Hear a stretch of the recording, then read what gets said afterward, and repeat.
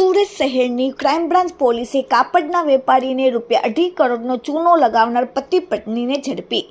આ ઠગ દંપતીની ઓળખ રાકેશ ચંદ્રરામ કુમાવત ઉંમર 35 અને તેની પત્ની મમતા દેવી ઉંમર 30 તરીકે થઈ છે। આ બંને આરોપીઓની કામ કરવાની પદ્ધતિ અત્યંત શાતિર અને પૂર્વયોજિત હતી। તેમની મોડસ ઓપરેન્ડી મુખ્યત્વે વિશ્વાસ મેળવવા પર આધારિત હતી। સૌપ્રથમ આ દંપતી સુરત શહેર અથવા બહારના રાજ્યોમાં મોટા કાપડ માર્કેટોમાં ભાડે દુકાનો રાખતા।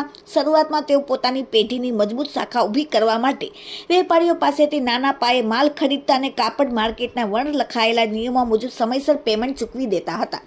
આ પ્રક્રિયા તેઓ ત્યાં સુધી ચાલુ રાખતા જ્યાં સુધી સામેવાળા વેપારીને તેમના પર પૂરેપૂરો ભરોસો ન બેસી જાય। એકવાર વેપારીઓનો વિશ્વાસ જીતી લીધા બાદ તેઓ મોટો દાવ ખેલતા। શાખના આધારે તેઓ કરોડો રૂપિયાનો ઉધાર માલ ખરીદી લેતા અને ત્યારબાદ રાતોરાત દુકાનો બંધ કરી મોબાઈલ સ્વિચ ઓફ કરી ફરાર થઈ જતા હતા।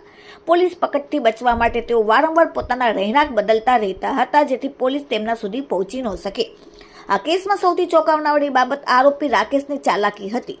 રાકેશ કુમાવત અગાઉ સલાબતપુરા અને ડીસીબી પોલીસ સ્ટેશનના ગુનામાં પકડાઈ ચૂક્યો હતો, પરંતુ તેની પત્ની અને ગુનામાં ભાગીદાર મમતા દેવી પોલીસના હાથમાં ન આવે તે માટે તેણે એક નવતર કિમિયો અજમાવ્યો। રાકેશ અગાઉ પકડાયો હતો ત્યારે તેણે પોલીસને અને સમાજને એવું જણાવ્યું કે તેમની પત્નીને એઇડ્સની બીમારી છે, જેને કારણે પત્નીને ઘરમાંથી કાઢી મૂકી છે। આ સહાનુભૂતિ અને ડરનું મિશ્રણ હતું, જેને કારણે પોલીસ અને તપાસ એજન્સીઓ મમતા દેવીની તપાસમાં ઢીલ મૂકે અથવા તેનાથી દૂર રહે। હકીકતમાં મમતા દેવી તંદુરસ્ત હતી અને તેઓએ પોલીસને થાપ આપવા માટે તેમનું નામ બદલીને ભારતા દેવી રાખી દીધું હતું। આ બંને સાથે જ રહેતા હતા અને સાથે જ કામ કરતા હતા। સુરત શહેર ક્રાઇમ બ્રાન્ચને ચોક્કસ બાતમી મળી અને વેપારી સાથે છેતરપિંડી કરનારો આ દંપતી હાલ ગોળાદરા વિસ્તારમાં આવેલ હરિયમનગરમાં મકાન નંબર 72માં રહે છે અને ખોટા નામે વસવાટ કરી રહ્યું છે। જે બાતમીના આધારે ક્રાઇમ બ્રાન્ચે વોચ ગોઠવીને પોલીસે ત્યાંથી તાત્કાલિક રાકેશ અને તેની પત્નીને ઝડપી પાડ્યા। સલાબતપુરા પોલીસ સ્ટેશન, ડીસીબી અને લોકમાન્ય તિલક મુંબઈ પોલીસ સ્ટેશન આમ ત્રણેય મળીને કુલ ₹2,45,04,623 રૂપિયાની છેતરપિંડી આચરી છે।